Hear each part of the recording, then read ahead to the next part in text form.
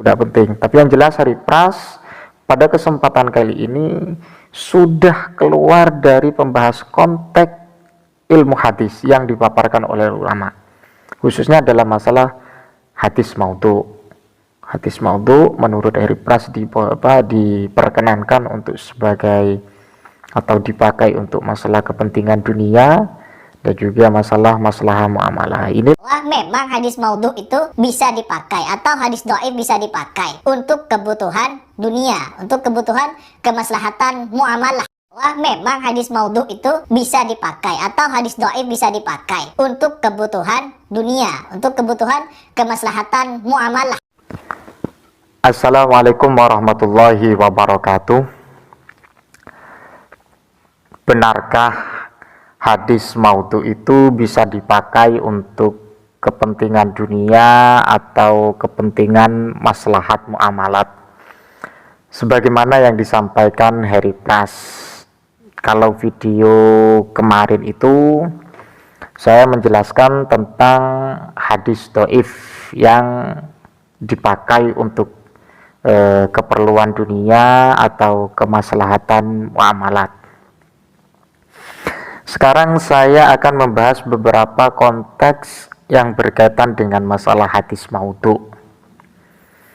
Hadis maudhu sebagaimana disampaikan Hari Pras, hadis maudhu itu bisa dipakai untuk kepentingan dunia, kepentingan maslahat muamalat.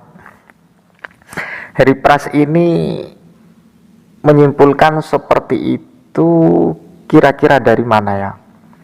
Apa dari kitab junjungannya orang-orang Salafi Wahabi, atau malah mengutip dari internet? Karena saya heran dan baru tahu kalau hadis maudhu itu bisa dipakai untuk kepentingan dunia atau keperluan dunia atau kepentingan maslahah muamalah. Ini kok bukan lagi narasi yang bersifat ilmu ya. Lah, mengapa demikian?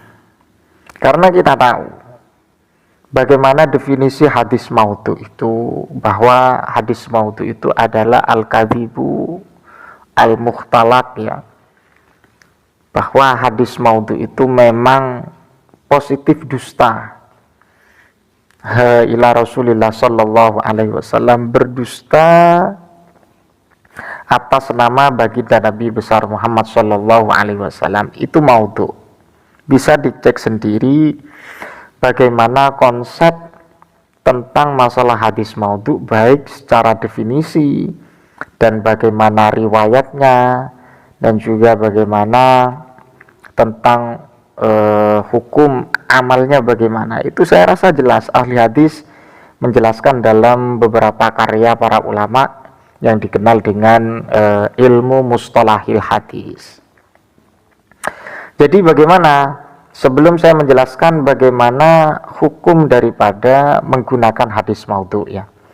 Kalau menurut pandangan Hari Pras, hadis maudhu itu boleh digunakan untuk kepentingan dunia, kepentingan maslahat muamalat. Ini yang menjadi poin pembahasan dan perlu memang untuk diluruskan dan perlu dibenahi. Tapi saya yakin yang nonton video ini, yang masih eksis mendukung Hari Pras, pasti akan tetap berkomentar bahwa Hari Pras itu orang yang cerdas. Ini malah ketahuan ya, dari beberapa konten Hari Pras itu memang seringkali memberikan sajian-sajian dan kemudian merujuk dan juga berargumen terhadap apa yang disampaikan Salafi Wahabi. Ini positif. Jadi kemudian kepada poin bagaimana hukum mengamalkan hadis dhaif untuk kepentingan dunia, kemaslahatan muamalat. Ada satu redaksi yang sekelumit perlu saya sampaikan dan perlu saya sajikan kepada sahabat yang masih nonton dan eksis dengan channel saya ini. Dalam satu redaksi, wala yasihu al-amalu bihadzal hadisi al-maudu'i ala asasi annahu waridun fi fadhailil a'mali, bahwa tidak sah ya, tidak sah, tidak boleh untuk mengamalkan dengan hadis maudhu atas dasar bahwa hal itu warid bisa untuk digunakan fi fadhailil a'mali, untuk masalah keutamaan amaliyah, bahwa ini tidak sah, tidak boleh untuk fadhailil a'mal, tidak boleh, apalagi untuk masalah kepentingan duniawi dan juga kemaslahatan muamalah. Fadhailul a'mal saja, fadhailul a'mal saja Mas Heri Pras, hadis maudhu itu tidak boleh. Ini positif. Jadi Anda itu kalau tidak faham tentang masalah kajian kitab, khususnya dalam masalah konteks mustalahil hadis, kiranya untuk tidak berpendapat, apalagi pendapatnya sangat keluar dari konteks mustalahil hadis yang mengatakan hadis maudhu bisa dipakai untuk kepentingan dunia, kemaslahatan dunia. Saya lanjutkan. Li'annal hadisal maudhu'a la yu'malu bihi fi fadhailil a'mali wala ghairiha. Dikarenakan hadis maudhu itu tidak bisa untuk dijadikan pijakan amal di dalam masalah fadhailul a'mal dan juga di luar fadhailul a'mal. Fadhailul a'mal tidak boleh, muamalah juga tidak boleh, apalagi masalah hukum halal dan haram. Ini positif, tidak diperbolehkan menurut apa yang disampaikan oleh para ulama dalam kitab ini. Ya, Heri Pras kan semakin keluar dari beberapa kajian kitab, karena Heri Pras di setiap videonya itu mengkantor para ulama dan juga menyajikan apa yang dijadikan statement oleh Salafi Wahabi. Buktinya apa ya? Buktinya ini ketika dia menyampaikan sekaligus menyimpulkan tentang masalah hadis maudhu, ternyata diperbolehkan untuk al-amal, untuk dipakai kemaslahatan kepentingan dunia, kemaslahatan muamalah. Jadi ya saya itu kok heran ya, seorang Heri Pras itu kok masih saja banyak yang respect atau ittifak kepada statement dari Heri Pras. Padahal nyata-nyata kalau kita bandingkan apa yang disampaikan dengan Heri Pras dengan kitab ini, kalau kita berpikir waras saja, kalau kita berpikir waras dan bisa memahami apa yang pernah disampaikan para ulama, mari kita bandingkan, mari kita muqabalah ya, mari kita muqabalah bandingkan dengan apa yang disampaikan Heri Pras tentang masalah hadis maudhu.